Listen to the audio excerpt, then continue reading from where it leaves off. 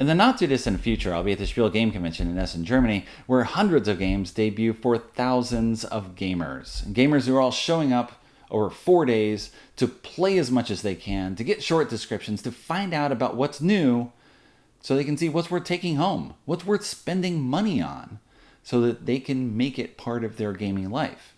And you know there'll be a lot of casualties along the way, games that get overshadowed, they're just not marketed the right way, they don't have a champion to talk about them and spread awareness of them, and those games will just disappear. By the time we get around to Spiel 2019, those games are out of the publisher's catalog and mostly forgotten. Right? It's just a fact of business that, of course, you want to produce games that sell so that you can continue to stay in business. Right? That happens. But sometimes a game gets popular only later on in its career, right? In its shelf life. And sometimes a game will start getting popular just at the moment that it's disappearing from those shelves and people can't get it anymore. People start talking about it. I want to get this. Why isn't this available? That kind of happened with Dieter Nussli's dice rolling game Strike from Ravensburger, which debuted in 2012, did not get a lot of publicity. In the US, as far as I'm aware, did not sell great, did not have any retail presence because at that time Ravensburger was only just starting to debut the hobby games in the US market and didn't have wide retail distribution. So they were sold through their website, possibly Amazon, but not really in stores. Right? Ravensburger is known for jigsaw puzzles. They have a great presence for that in the US market, but not for games, not at that time. So Strike has become popular in the US after it's no longer available. So Ravensburger has decided in 2018 to release a new version of the game, Impact, Battle of Elements. It's got a new theme, a new presentation, and new look, and it's out again. Will this one survive? Gameplay in Impact is straightforward. You open the box, you distribute 5 to 8 dice to each player based on the player count, and you start with 1 die in the arena with a non-blank side face up. The die has 1 blank side and 5 sides that each show a different elemental symbol. On a turn, you must take one of your dice and throw it into the arena. If you don't make a match, then you can end your turn and go on to the next player who must throw in a die. But if you run out of dice, then you are out of the game. You want to be the last player who still has dice in order to win. So you may choose to throw another die in the box, which may seem weird because if you run out of dice, again, you lose. But if you manage to make a match, then you take out the matching dice and your turn ends automatically. So I threw 2 dice, I collected 2 dice, I'm on par for the turn, next player goes. They throw in a die, it doesn't match, I can stop or I can keep going, I'm down 2 dice right now. You can hit the other dice when you're throwing things. Well, I threw 3 and collected 2. Not great.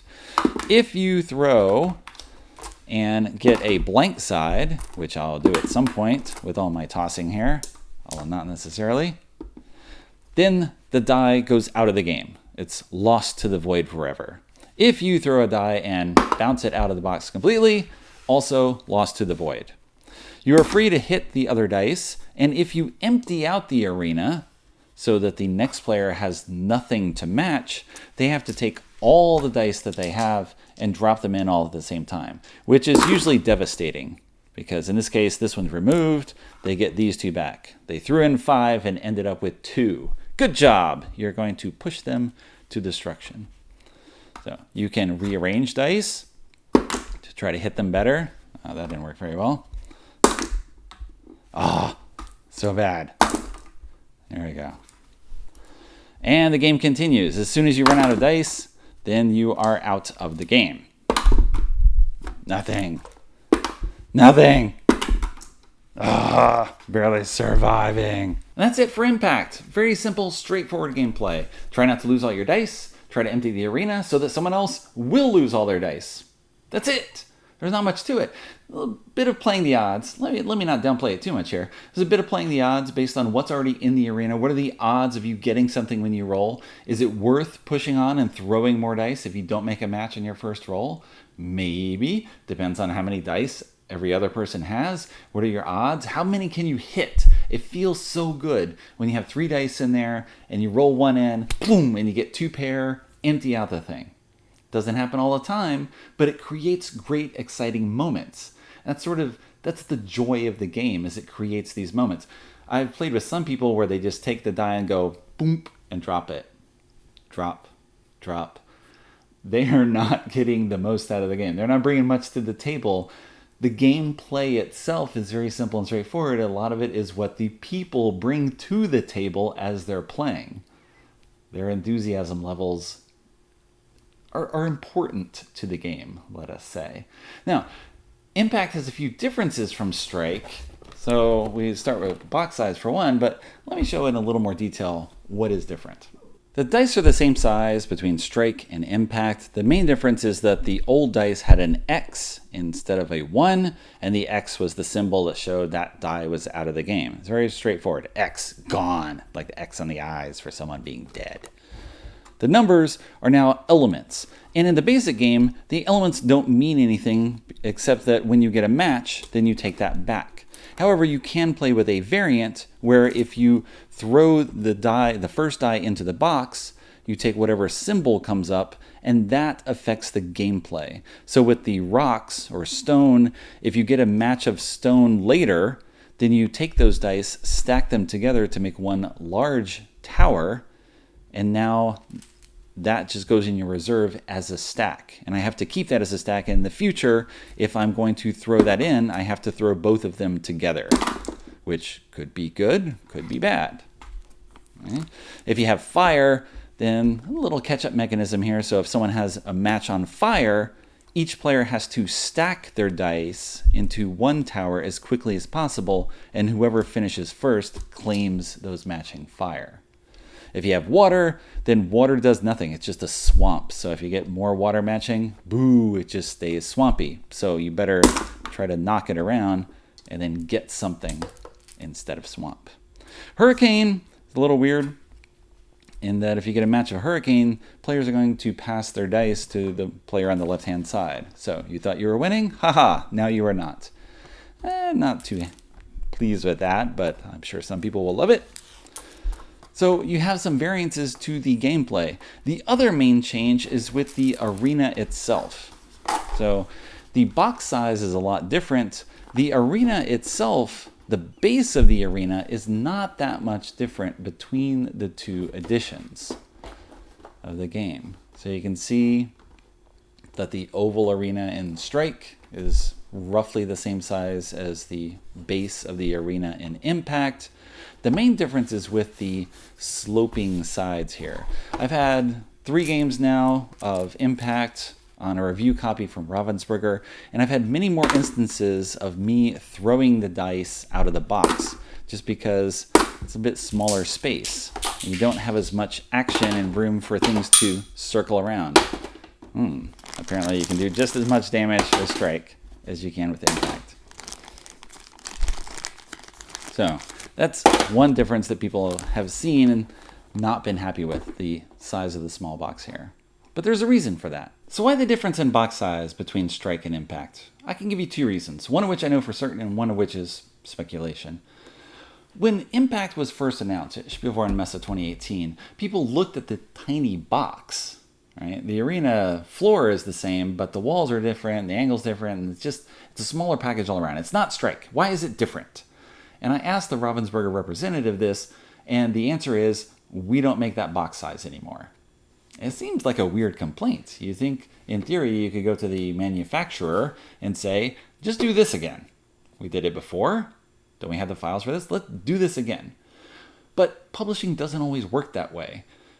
So when this game was released in 2012, it was part of a line of games with Connections, and then Blitzed, and Michael Schacht's Lucky Numbers. They're all part of the same line. And publishers create lines like this to create and then meet expectations of an audience. If a line succeeds, you add more titles to that line, where people are going to expect roughly the same thing. They'll have approximately the same retail price, and they'll have the same sort of feel, the same level of difficulty with the rules or the gameplay. You want to match what the customer expects, and of course, you helped create what they're going to expect with your initial releases in a line. If you have a line of small games where they're all $15, you don't want to publish something that would fit in that small line and now cost 30 because of the cost of the components in it, because people will complain. Why is this one twice as much? Doesn't make any sense. Even though there'll be perfectly valid reasons why that is, and then the publisher may package that in a box that's the next size up in their line. It'll be $30 as other games are in that line. And then another group of people will complain that there's all this wasted space in the box because it could have been packaged in something much smaller. You're never going to satisfy everyone. But this is what publishers do. They create expectations and they try to match it. So now in 2018, Ravensburger doesn't release games in that box size anymore. They have this size, which Impact matches. And so now you do that for particular reasons. Again, you have price points, you have a look, maybe you make a POP display so that a retailer can display all your Ravensburger mini fun games or whatever name you make up for them. They display them all in the same spot. You make some sort of package deal. Hey, buy 6 of each of these games and you get a 15% discount. Whatever it is. You have all these reasons behind the scenes for why publishers release things the way they do. In this case, it's just, well, we're not going to make one game in this box size because then we have to handle it differently in our warehouse and our pricing and all sorts of things behind the scenes. Our advertising, all that stuff comes into play that's not present and visibly out there for Joe customer who's buying the game off the shelf. There's a reason why it's this and not this. But they don't explain all that in the box. And a number of people will not care. They don't know. They will never see Strike. They will only see this. And they'll just make decisions from here. Now, the second reason, my speculative reason for why you might change things is because some percentage of people do own Strike. And maybe you're going to look at Impact and you're going to look at the special elemental powers or the look of the game and you'll say, maybe I'll get this too. I'll have both. Or maybe I'll buy Strike and I like the game and I'll buy this for a friend of mine. Because Strike's not available, but at least I can get them something similar. And put that out there. All right? There's a reason where customers complain sometimes about publishers double dipping and trying to get someone to buy the same game twice. But there can be legitimate reasons for why you would have different things. Someone comes out with a new edition of a game where you change the cover artwork. Well, maybe a different publisher published this in the first place and you don't have the rights to use that art, or the art doesn't survive anymore, or it doesn't match whatever you're trying to do. All reasons, all the time, and they're all there. And yes, people will complain about them, and yes, they are valid criticisms from the person's point of view, from the user's perspective. But of course, the business has its own perspective and its own reason for doing things, and sometimes they just conflict. There's nothing you're going to do to keep that from happening. All you can do, if you wanted Strike, try to find it used. Go buy copies in Europe. If you want gameplay Strike, but in a different form, now you have Impact. You can try that out and see what you think. If you don't like that, well, wait till 2024 and maybe you'll see something else.